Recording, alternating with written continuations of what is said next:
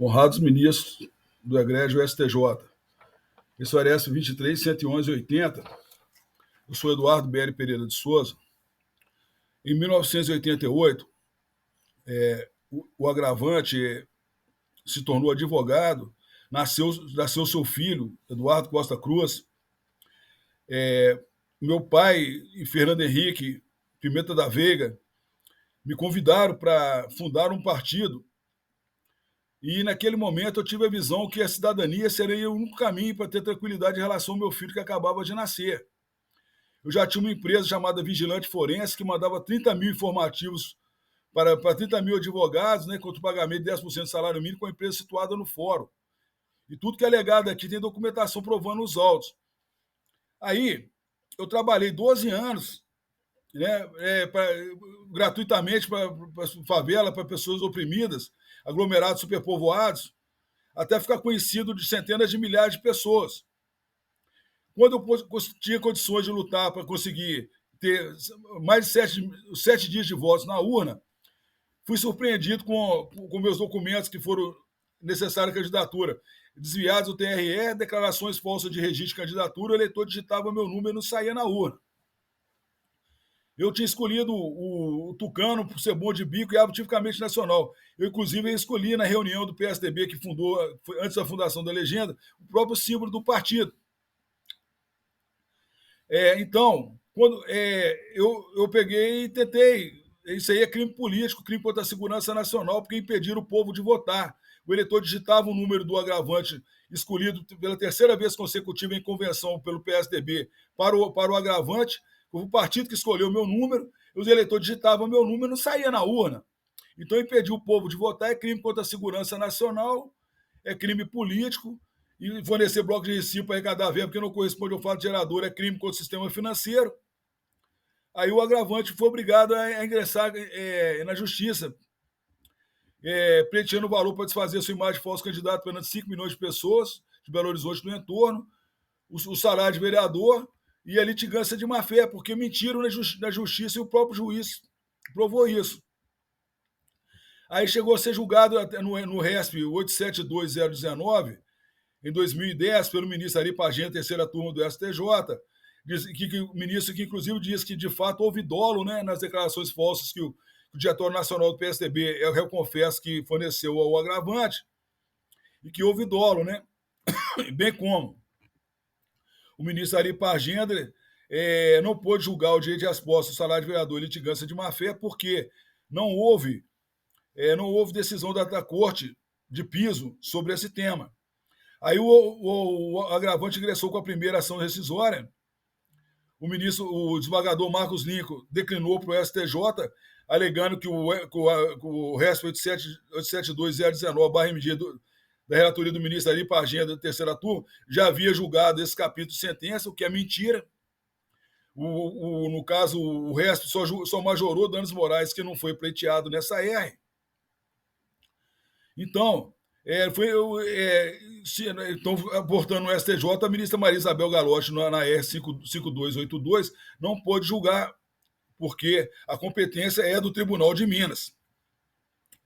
Então, transitado e julgado em 2010, o agravante ingressou com outra ação, porque o Código, o artigo 966, parágrafo 2º, inciso 1, expressamente autoriza, quando não há julgamento de mérito, você pode especificamente ingressar com uma nova rescisória, porque não houve julgamento de mérito. Aí o agravante ingressou com outra R. Aí o desembargador Marcos Lincoln suscitou o conflito negativo de competência na Câmara de Piso. E a segunda sessão do TJMG mandou que o Marcos Lincoln julgasse, dirimiu o conflito de interesse, mandou o Marcos Lincoln julgar em decisão transitada e julgada do Tribunal de Minas. Aí o desembargador Marcos Lincoln, artigo 330 do Código Penal, desobedeceu à corte e declinou para o STJ, violando a súmula 59 do STF, do STJ, súmula 59 do STJ, que expressamente determina que quando há uma decisão de uma corte sobre competência, transitado e julgado, nenhuma outra corte pode modificar.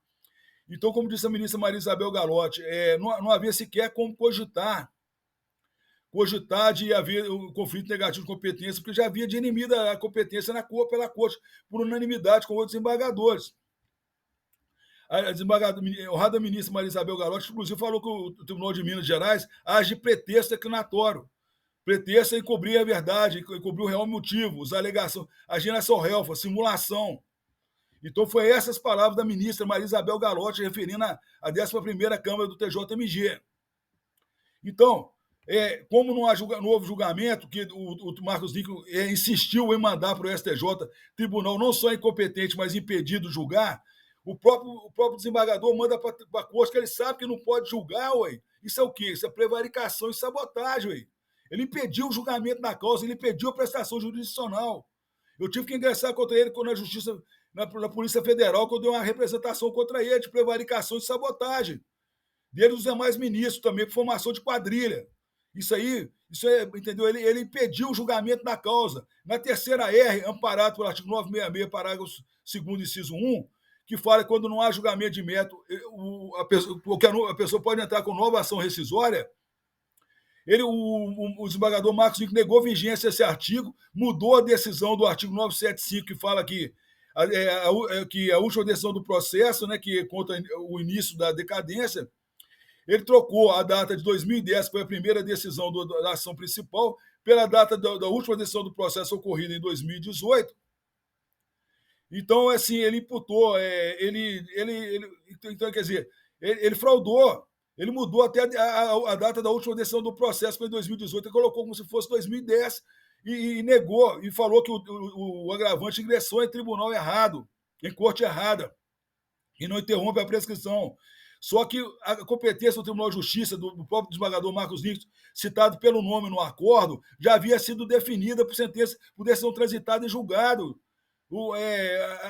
Inclusive, a desembargadora Aparecida Grossi, que dessa 4ª R, ela fala que o Marcos Nico está certo, porém o Marcos Nico, ela mandou que o Marcos Nico julgasse e ele desobedeceu. É a própria desembargadora que participou do julgamento unânime, determinando que o Marcos Nico julgasse a causa, desembargador da 11ª, relator, ela que mandou o desembargador julgar, agora ela fala que eu entrei em tribunal errado também, que é a decisão o acerto da decisão dele, né? Quer dizer, isso é promiscuidade, né? Ela não tem coerência, não tem ética, não tem decência, né? Se a própria desembargadora mandou um desembargador julgar e ele desobedece, agora ele fala, não, ele está certo em desobedecer porque você entrou, o agravante ingressou em tribunal errado, sendo que ela mesma já declinou a competência do Tribunal de Justiça de Minas Gerais. Então, Roda da Corte de Justiça, não houve julgamento, eles falaram que houve decisão contrária ao interesse do autor. O único interesse do autor é ser julgado. Os ministros, o ministro relator e o Tribunal de Minas, eles estão confundindo interesse com direito.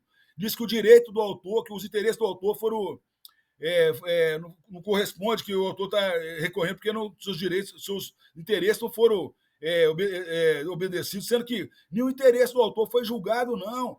Eles declinaram o Dr. Marcos Nico declinou para a instância aqui impedida de julgar. Todas as instâncias do país estão impedidas de julgar, exceto o próprio Tribunal de Justiça de Minas Gerais, por causa da súmula 59 do STJ, com a decisão da ministra Maria Isabel Galotti na R6122. Então ele declina para o tribunal que ele sabe que é impedido de julgar. Depois ele fala que houve decadência. Depois a ministra, a desembargadora, nessa 17ª Câmara Civil do Tribunal de Justiça, fala que está certo. Então não houve decisão, né, a favor nem contra o interesse do autor, simplesmente não julgar a causa, deixando 14 anos em vão, né? 14 anos em vão de trâmite processual, de trabalho para as partes, né, para o procurador e tudo, mas para o agravante, que trabalhou muito nisso aí, sem julgamento, tudo em vão. No circulóquio, né, como um ciclo vicioso, como a própria serpente mordendo a própria cauda. Então, honrada com a justiça, como essa matéria, esse crime político, né, que impedir o povo de votar, isso é crime político, impede o voto. É crime contra a segurança nacional, porque atenta contra a representatividade. É crime contra a humanidade, porque dá tratamento de inferioridade aos eleitores. O eleitor digita e não sai, é crime contra a humanidade. E não foi apurado o artigo 40, com a vasta prova que tem nos autos, a declaração falsa de registro, que o Ari Pagenda falou que realmente houve dolo no resto 872.019. Os 11 testemunhas que tentaram votar no agravante não conseguiram. O bloco de recibo que não corresponde ao fato gerador. Então, a ampla força, eles fizeram tábula rasa do artigo 40, não mandaram cópia de prova de crime para o Ministério Público Federal. Então, a prevaricação, entendeu? Então, houve prevaricação também. E aí, né, como já tem entendimento que pode haver causa madura, que o próprio Tribunal de Justiça do STJ pode julgar uma causa quando reconhece que não houve decadência, como de fato não houve decadência, pode julgar a causa, e eu gostaria que Vossa Excelência quer que Vossa Excelência decida como causa madura. O dia de resposta, salário de vereador é litigância de má-fé, que o próprio juiz provou que eles mentiram, que eles falaram que caberia ao autor, o agravante, fazer o registro subsidiário, sabendo que o autor entregou, após o prazo do registro subsidiário, os seus documentos nos autos, e foi a própria advogada e testemunha do Diretório Nacional do PSDB que falou que eu entreguei no final de julho. Então foi a própria testemunha do PSDB mentiu. Está tudo provado aí, ó. Entendeu? Ou então que não prescreve por causa do artigo 200 do Código de Processo Civil, toda a causa que depender da apuração de crime, ela é imprescritível. E não houve instauração de inquérito, não houve nada, porque o TJMG abafou e não permitiu, e não cumpriu o artigo 40 do CPP, do CNJ, do Regimento Interno do Tribunal de Justiça, da decência e da ética. Ele não cumpriu o seu dever de ofício. Esse cara, sabendo de crime de gravidade sem precedência, se cruzaram os braços. É o único caso do país que os eleitores digitam, não sai na urna, provado, e sendo que as propagandas aí falam que gasta trilhões em propaganda e aparato para ter legalidade de cada certame eleitoral. Mandarem fazer propaganda para denunciar a fraude foi requerida nos autos a aplicação do artigo 40 e nada aconteceu. Então, como mandaram reiteradas vezes o AR para o tribunal impedido de julgar.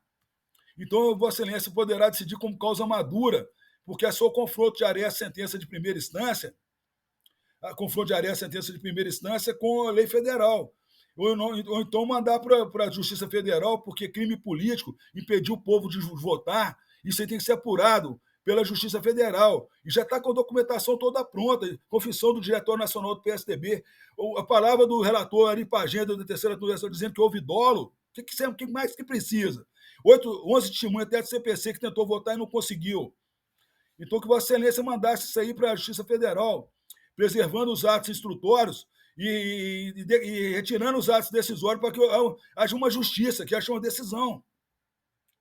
Não houve prestação jurisdicional e querem imputar a própria prevaricação como se fosse desídia do agravante. O agravante só pode requerer, só pode esperar. Ele não, se o próprio desembargador declina para o tribunal que ele sabe que é incompetente, que é impedido de julgar, o que resta para o agravante fazer? O agravante só pode ingressar com nova ação, como autoriza o comando da lei adjetiva do direito civil, ingressar com nova AR. E também que eles mudaram a data do artigo 975, a última decisão do processo foi em 2018. Se trata da mesma causa, o mesmo objeto.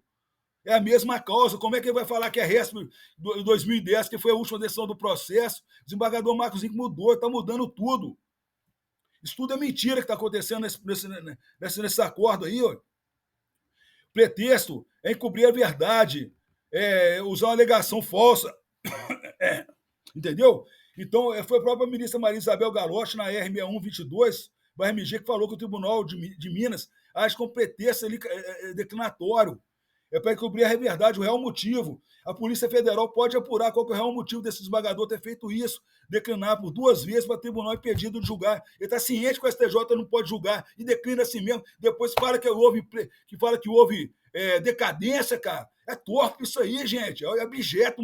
Isso aí é eleição marginal. Eu representei contra ele na Polícia Federal. O que ele ganhou com isso?